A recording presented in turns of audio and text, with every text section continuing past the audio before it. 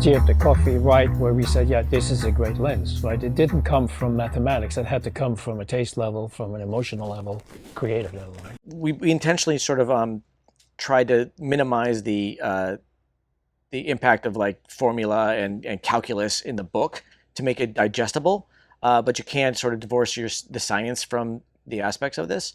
But I think the sort of the alchemy of this all is that you could spend months with a slide rule and sort of trying to ray trace and calculate the lens, but ultimately they had to build it and put it on a projector and look at it and create an image and be like, yeah. And so there's a little bit of trade to it. There's a little bit of the craftsmanship handing down and understanding what actually makes a good looking image, and it may not be perfectly scientific, in terms of the calculations.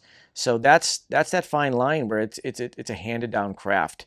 And we have a little section in the book that talks about like the Japanese Takumi, the master craftsmen, and these guys what are masters in each of their sort of disciplines. And we talk about some of the guys that can hand polish down to the micron by feel with their hands, and they're polishing A-spheres and stuff like that. That sort of craftsmanship can easily get lost as we sort of rely on our sort of technical prowess and machinery to create something. But that feel, that sort of tangible, tactile, emotional response to something, that's the hard, quantifiable magic that happens with a human creating something and looking at it and following a gut. So it's kind of that balancing there, the yin and yang. I think there's something fascinating that's happening in modern optical design.